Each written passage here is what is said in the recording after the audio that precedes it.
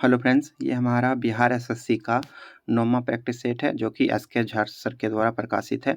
इसके पहले हम लोगों ने 8 और प्रैक्टिस सेट को डिस्कस कर लिया था, जिसका लिंक आपको चैनल के प्लेलिस्ट में या फिर इस वीडियो के डिस्क्रिप्शन में मिल जाएगा, वहाँ जाकर देख सकते हैं। और इसमें जो है काफ़ी अच्छे-अच्छे प्रश्न दिए हुए हैं। साइंस के प्रश्न तो काफ़ी अच्छे दिए हुए हैं। तो ये सारे प्रश्न जो है आपके लिए काफ़ी ज़्यादा इम्पोर्टेंट है। बिहार एसएससी में जो है इससे आपको काफ़ी ज़्यादा लाभ मिलने वाला है। तो सभी प्रश्नों को ध्यान से देखें और उनको याद करने का कोशिश करें। इससे आपका रिवीजन भी हो जाएगा और क्वेश्चन का तैयारी भी हो जाएगा। तो शुरू करते हैं हमारा पहला क्वेश्चन। हमारा पहला क्वेश्चन है, हरिप्रसाद चौरसिया का संबंध निम्न में से किस वाद्य यंत्र से है? हरिप्रसाद चौरसिया का संबंध किस वाद्य यंत्र से है? तो इसका आंसर हो जाएगा बांसुरी। हरिप्रसाद चौरसिया का संबंध जो है वो बांसुरी से है, ये आपको याद रखना है। और इनका जन्म जो है वो उत्तर प्रदेश प्रयागराज में हुआ था, ये भी आपको याद रखना है। अगला क्वेश्चन, एशियाई एशियाई वन गधा पाया जाता है। एशियाई वन गधा पाया जाता है, कहाँ पे पाया जाता है ये बताना है।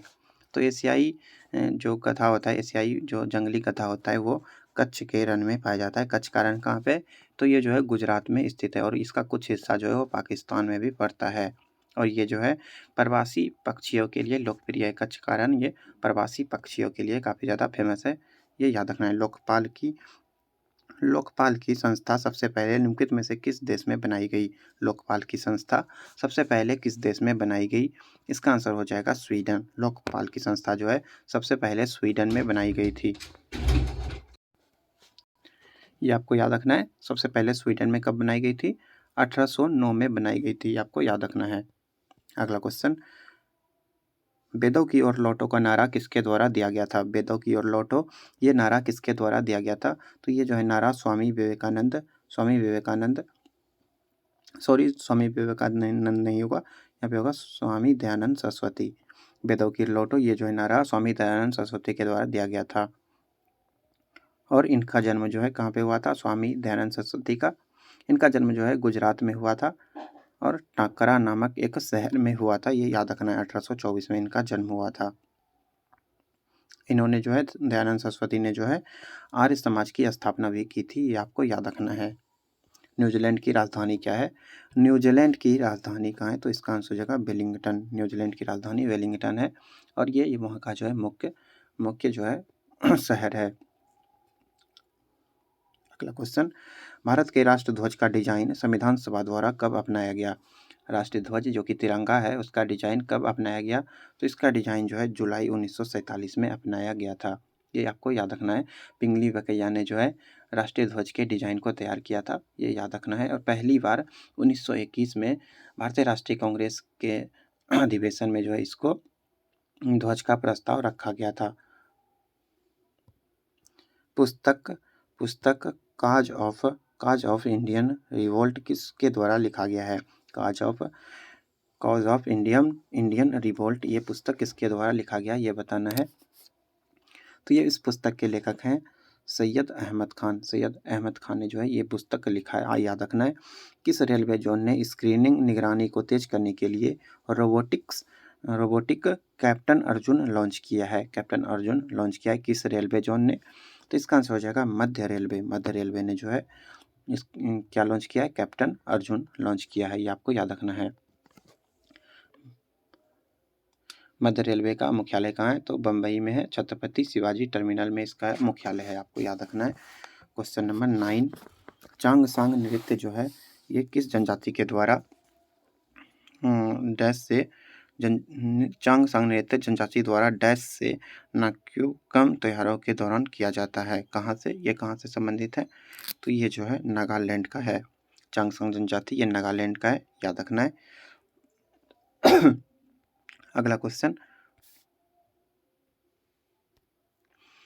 बहुचे एक पारंपरिक दूल्हे की तलवार है जिसे निम्न में से किस राज्य में आदिवासी विवाह समारोह के दौरान पहना जाता है? बहुचे जो है एक पारंपरिक दूल्हे की तलवार है जिसे किस राज्य में आदिवासी विवाह समारोह के दौरान पहना जाता है, ये बताना है। कहाँ पे पहना जाता है ये बताना है। ये कहाँ पे पहना जाता है? इसका आंसर हो जाएगा अरुणाचल प्रदेश में। ये जो है अरुणाचल प्रदेश में शादी के समारोह में पहना जाता है। क्या पहना जाता है? बाउचे इसका नाम है, याद रखना है। अगला क्वेश्चन, वैदिक देवता इंद्र किसके देवता हैं? वैदिक देवता इंद्र ये जो है किसके देवता है? तो इंद्र जो है ये बारिश और गरज के देवता के रूप में इनको जाना जाता है। बारिश और गरज के देवता के रूप में जो है इंद्र को माना जाता है। वैदिक शब्द मतलब वेद का अर्थ है ज्ञान, ये आपको याद रखना है। विधवा पुनर्विवाह पर प्रसिद्ध पुस्तक प्रतिज्ञा किसने लिखी थी? प्रतिज्ञा पुस्तक ये जो कि विधवा पुनर्विवाह पर संबंधित था, ये किसने लिखा था? तो ये जो है मुंशी परमचंद के द्वारा जो है 1927 में लिखा गया था। 1927 में लिखा गया था, याद रखना है। और प्रेमचंद्र का मूल नाम था धनपत श्रीवास्तव। प्रेमचंद का मूल नाम क्या था? धनपत श्रीवास्तव था, ये आपको याद रखना है। हर साल राष्ट्रीय इंजीनियर दिवस कब मनाया जाता है? राष्ट्रीय इंजीनियर नेशनल इंजीनियर डे कब मनाया जाता है?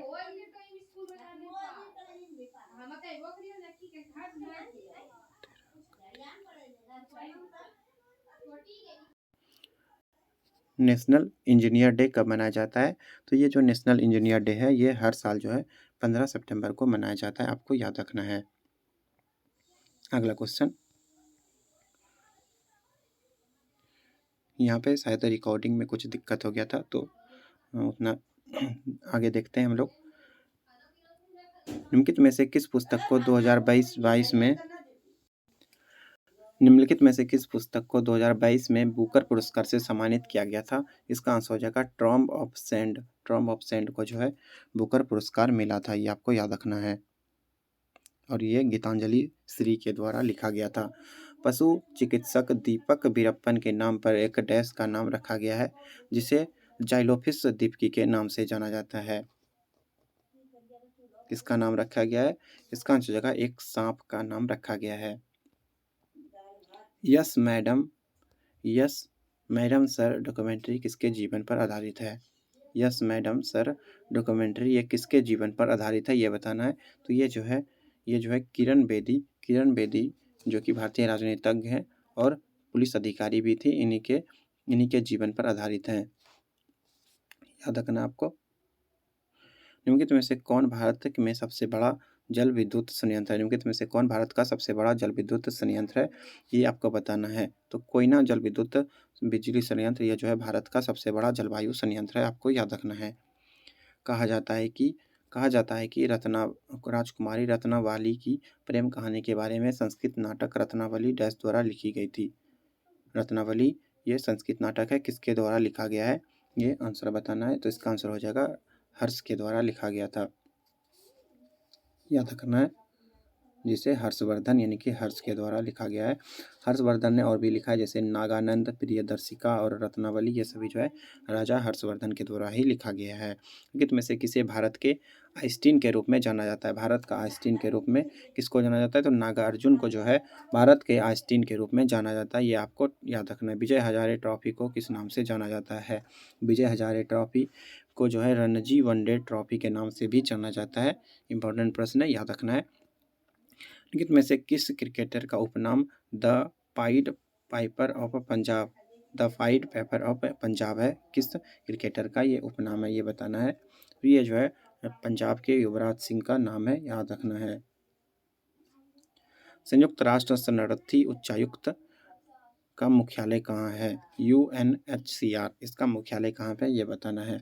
इसका मुख्यालय है जेनेवा में। जेनेवा में बहुत सारा मुख्यालय है, जैसे WHO का मुख्यालय है, WTO का मुख्यालय है, ये सभी का मुख्यालय जो है जेनेवा स्विट्जरलैंड में ही स्थित है।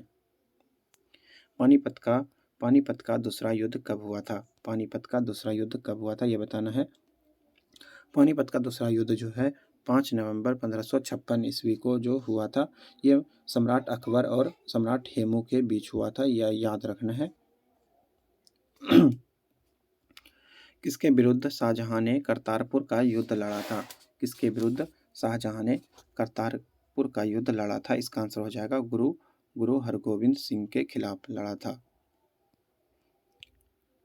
डैश में ईस्ट इंडिया कंपनी ने इंग्लैंड के शासक से पूर्व के साथ व्यापार करने के लिए एक चार्टर प्राप्त किया, क्या आंसर होगा?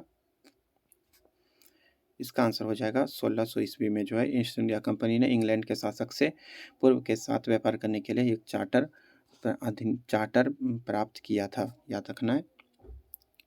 अगला क्वेश्चन 26, मुगल सम्राट जहांगीर के शासनकाल के दौरान किस सिख गुरु की शहादत हुई थी? जहांगीर के समय किस सिख गुरु यानी कि गुरु अर्जुन देव की शहादत हुई थी, ये आपको याद रखना है। गुरु अर्जुन देव ये सिखों के 5वें गुरु थे और जहांगीर ने जो है इनका हत्या करवा दिया था।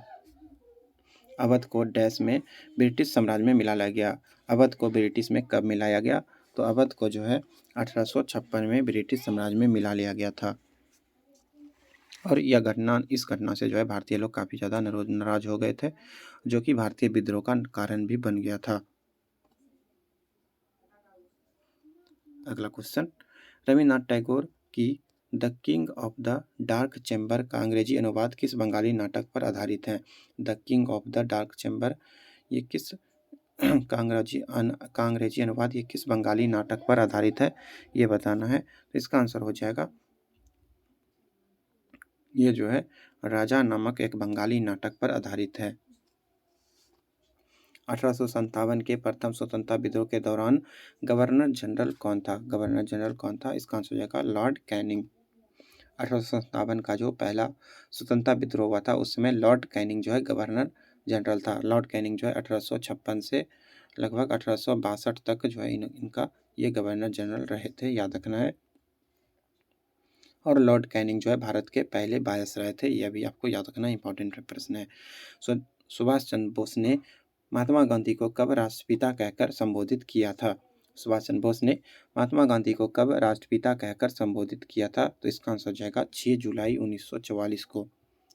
6 जुलाई 1944 को जो है महात्मा गांधी को राष्ट्रपिता कहा था सुभाष चंद्र बोस ने। सुभाष चंद्र बोस 2 बार भारतीय राष्ट्रीय कांग्रेस के अध्यक्ष रह चुके हैं, ये आपको याद रखना है। निम्नलिखित में से किस प्राचीन भारतीय ऋषि ने मीमांसा सूत्र लिखा था? मीमांसा सूत्र ये किस ऋषि ने लिखा था? तो इसका आंसर हो जाएगा जैमिनी। जैमिनी जो है इनके द्वारा लिखा गया था मीमांसा सूत्र। ये जो है वैदिक ज्ञान की अवधारणा पर आधारित था। अगला क्वेश्चन, बर्मा के भारत से अलग होने के समय भारत का वायसराय कौन था? बर्मा जो कि म्यांमार को कहा जाता है, ये भारत से जब अलग हुआ था उस समय भारत का वायसराय कौन था, ये बताना है। तो उस समय जो है लॉर्ड लिलिथगो जो है वायसराय था। 1936 से 1943 के बीच जो है ये वायसराय थे, याद रखना है इसको। महात्मा गांधी किस वर्ष दक्षिण अफ्रीका से भारत लौटे थे? दक्षिण अफ्रीका से भारत महात्मा गांधी 9 जनवरी 1915 को लौटे थे। 9 जनवरी 1915 को दक्षिण अफ्रीका से भारत आए थे। 1917 को चंपारण सत्याग्रह हुआ था, पहला सत्याग्रह। भारत में प्रकाशित होने वाला पहला साप्ताहिक समाचार पत्र था। भारत में प्रकाशित होने वाला पहला साप्ताहिक समाचार पत्र था बंगाल गैजेट, ये आपको याद रखना है, बंगाल गैजेट। जेम्स हिक्की इसके संस्थापक थे। प्राचीन भारत में किस चीनी यात्री ने पश्चिमी देशों का अभिलेख लिया था? पश्चिमी देशों का अभिलेख किस चीनी यात्री ने लिया था? इसका क्या आंसर होगा? इसका आंसर हो जाएगा वेनसांग ने लिया था। ये जो है हर्षवर्धन के काल में 630 ईस्वी में आया था, आपको याद रखना है। हर्षवर्धन के काल में आया था वेनसांग, आपको याद रखना है। निम्नलिखित में से कौन सा प्रतीक बुद्ध के महाभिनिष्क्रमण को दर्शाता है, यानी कि गृह त्याग को दर्शाता है? कौन सा चिन्ह? तो इसका आंसर हो जाएगा घोड़ा दर्शाता है। ये स्तूप जो है उसके मृत्यु का चिन्ह है। चक्र किसका चिन्ह है? तो चक्र जो है उसके प्रथम उपदेश का चिन्ह है, ये आपको याद रखना है।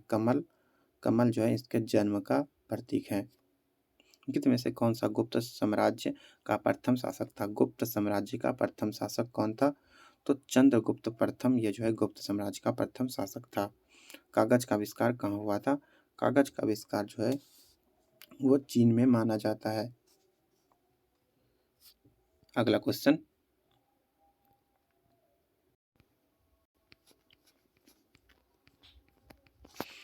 निम्नलिखित में से किसने 1804 में फ्रांसीसी क्रांति के बाद स्वयं को फ्रांस का सम्राट घोषित किया था? स्वयं को फ्रांस का सम्राट घोषित किया था, तो इसका आंसर हो जाएगा 1804 के बाद किसने किया था? तो नेपोलियन बोनापार्ट ने जो है खुद को फ्रांस का सम्राट घोषित किया था।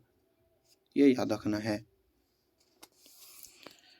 लोकसभा का एक सदस्य अपना त्यागपत्र निम्नलिखित में से किसको प्रस्तुत करता है? लोकसभा का सदस्य अपना त्यागपत्र किसको देता है? इसका आंसर हो जाएगा लोकसभा अध्यक्ष को। लोकसभा सदस्य जो है लोकसभा अध्यक्ष को अपना त्यागपत्र देता है। ह्यू हेफनर का निधन सितंबर 2017 को हुआ था। वह डैश के संस्थापक थे। ह्यू हेफनर ये किसके संस्थापक थे? तो ह्यू हेफनर जो है ये जो है प्लेबॉय पत्रिका के संस्थापक थे। प्लेबॉय पत्रिका के संस्थापक थे और ये जो है एक प्रकार का मनोरंजन पत्रिका था।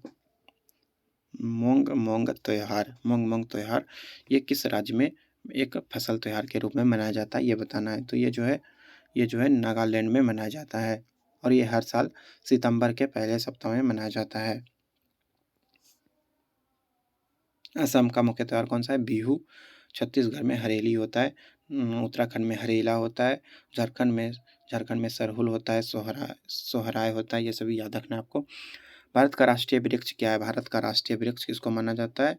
तो बरगद जो है यानी कि बर का वृक्ष जो है ये भारत का राष्ट्रीय वृक्ष है। सिरोही राष्ट्रीय उद्यान निम्न में से किस राज्य में स्थित है? सिरोही राष्ट्रीय उद्यान ये किस राज्य में है?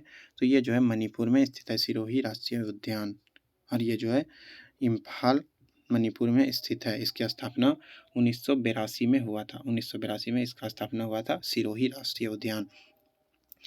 भारत में लौह और इस्पात उद्योग कहाँ स्थित है? भारत में लौह और इस्पात उद्योग ये कहाँ पे है?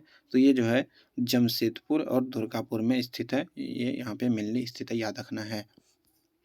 आम की हिमसागर किस्म किस राज्य की है? हिमसागर किस्म का जो आम होता है ये किस राज्य का है, ये बताना है। तो ये जो है पश्चिम बंगाल का एक मुख्य किस्म है। काफ़ी अच्छा आम होता है, सुनहरा रंग होता है, सुगंध भी अच्छा होता है, मिठास भी काफ़ी ज़्यादा होता है। गुट निरपेक्षता की नीति को भारतीय विदेश नीति के रूप में किसने प्रारंभ किया था? गुट निरपेक्षता की नीति को भारतीय विदेश नीति के रूप में किसने प्रारंभ किया था, ये बताना है। इसका आंसर हो जाएगा जवाहरलाल नेहरू के द्वारा। पद्म भूषण पुरस्कार से सम्मानित उस्ताद साबरी खान एक डैश खिलाड़ी थे। उस्ताद साबरी खान एक डैश खिलाड़ी थे। कैसे खिलाड़ी थे? ये जो है सारंगी बजाते थे, याद रखना है। उस्ताद साबरी खान और ये जो है सैनिया घराने के सदस्य थे और ये जो है अकबर के दरबार में भी प्रस्तुति देते थे। मजलिस कहाँ की संसद का नाम है? मजलिस कहाँ का है? तो मजलिस जो है ये ईरान के संसद का नाम है। ईरान के संसद का नाम जो है क्या है?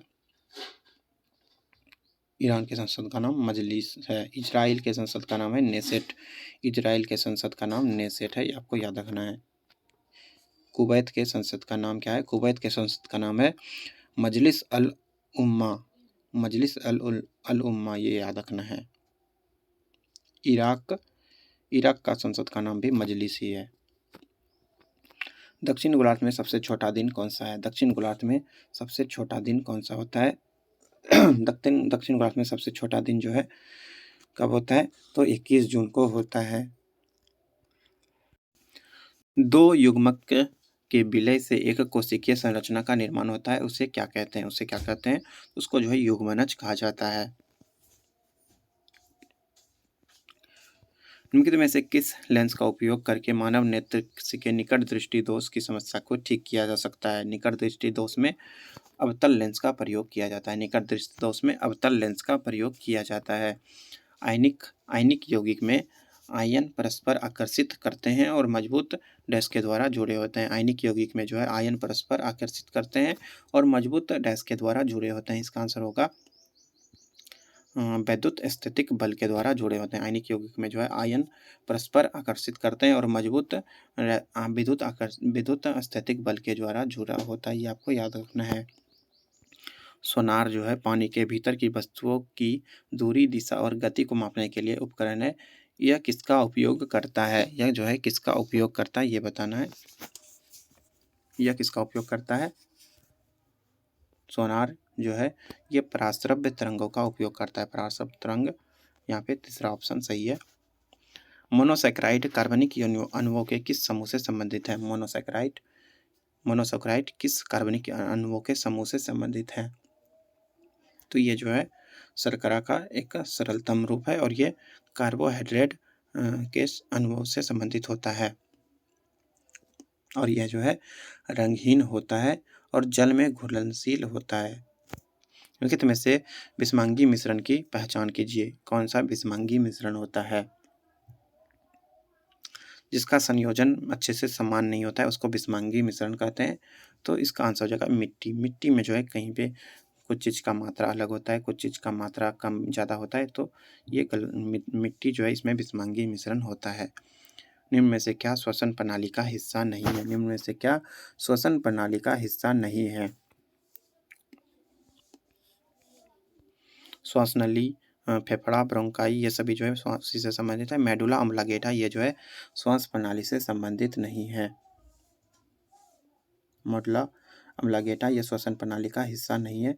ये जो है तंत्रिका तंत्र के कार्यों को जो है वो करता है, इनकी कंट्रोल करता है। टाँका लगने में प्रयुक्त होने वाला तार जो है किसका मिश्र धातु है? टाँका जो लगता है कटने वगैरह पे, चोट लगने पे, तो उस पे किस मिश्र धातु का वो तार बना होता है, ये बताना है।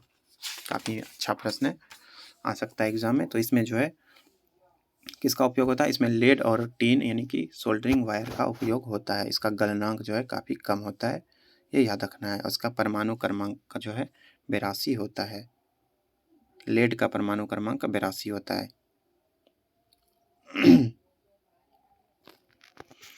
निम्नलिखित में से कौन कैल्शियम कार्बोनेट का एक सरल रूप है? निम्नलिखित में से कौन कैल्शियम कार्बोनेट का सरल रूप है? तो चूना पत्थर ये कैल्शियम कार्बोनेट का ही बना होता है। CaCO3 इसका रासायनिक सूत्र होता है, ये भी आपको याद रखना है।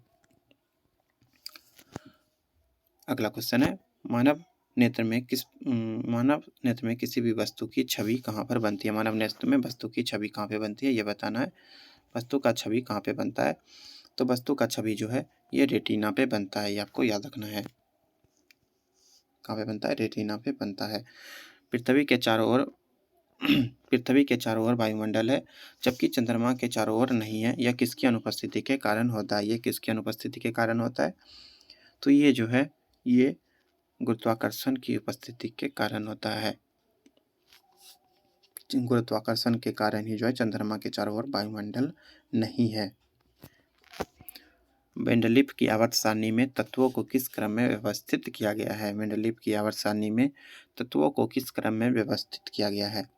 तो तत्वों को जो है परमाणु भार के बढ़ते क्रम में व्यवस्थित किया गया है। परमाणु द्रव्यमान के बढ़ते क्रम में, ये सही आंसर हो जाएगा।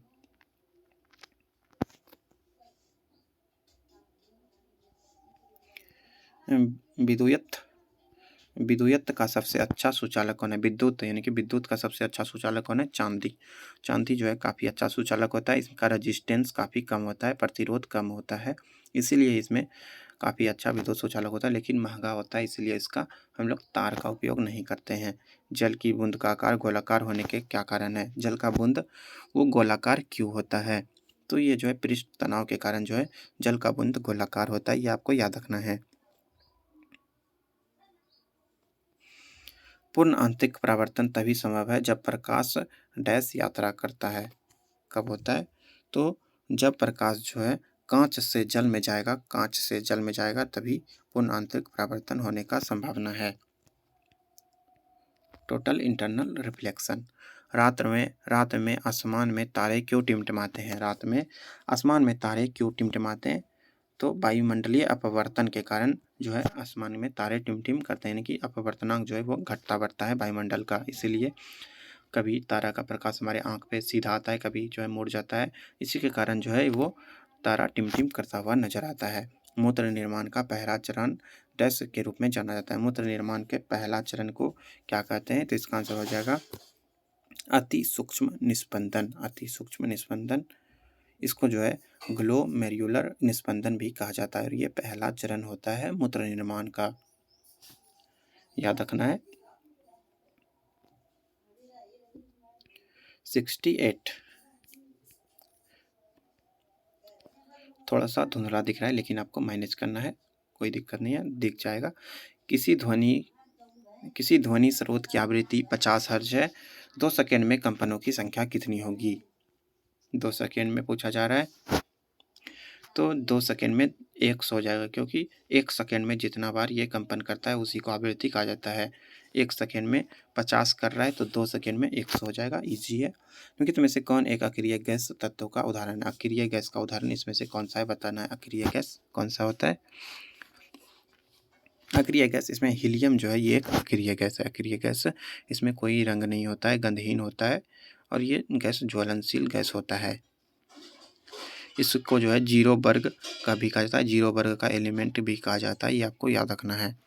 Helium, neon, argon, krypton, xenon, radon, ये सभी जो है, ये सभी क्या है, अक्रिय गैस है। इसके अंतिम कक्षा में जो है 8 इलेक्ट्रॉन होता है। एक तत्व के परमाणु में 10 इलेक्ट्रॉन, 10 प्रोटॉन और 12 न्यूट्रॉन है, उस तत्व का परमाणु द्रव्यमान कितना है? परमाणु द्रव्यमान कितना हो जाएगा? परमाणु द्रव्यमान क्या होता है? ए बराबर क्या होता है? परमाणु द्रव्यमान बराबर प्रोटॉन की संख्या प्लस न्यूट्रॉन की संख्या होता है।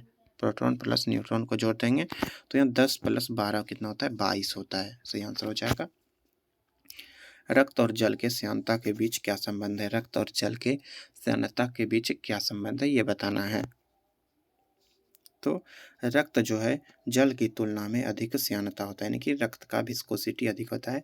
जो पदार्थ जो है जितना ज़्यादा वो गाढ़ा रहेगा उसका श्यानता यानी कि विस्कोसिटी उतना ही ज़्यादा रहेगा। निम्नलिखित में से क्या प्रोटीन का स्रोत नहीं है? निम्नलिखित में से क्या प्रोटीन का स्रोत नहीं है? तो खाद्य तेल जो होता है इसमें प्रोटीन नहीं होता, इसमें वसा होता है। अंडा, मांस, दूध, ये सभी में प्रोटीन पाया जाता है और प्रोटीन से हमारे ऊतकों का निर्माण होता है, इसीलिए प्रोटीन का सेवन हमें अवश्य करना चाहिए।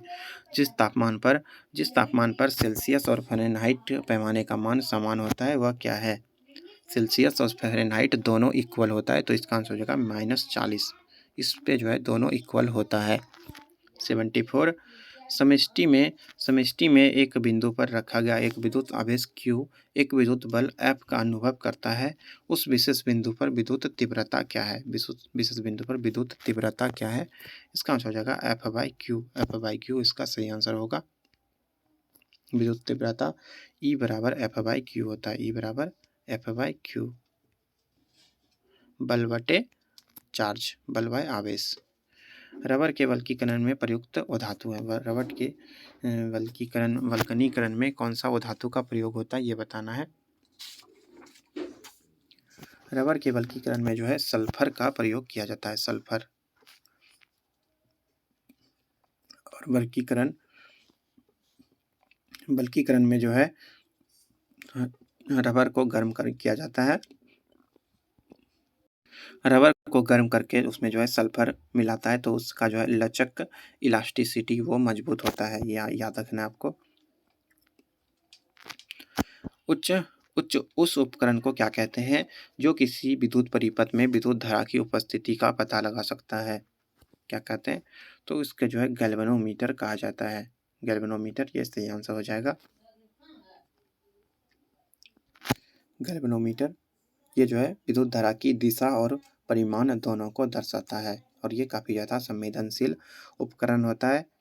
ये दिशा को भी बता सकता है विद्युत धारा के। निम्नलिखित में से किस में सहसंयोजक और रासायनिक आबंध होते हैं? निम्नलिखित में से किस में सहसंयोजक और रासायनिक आबंध होते हैं, ये बताना है। इसका आंसर हो जाएगा NH4Cl। NH4Cl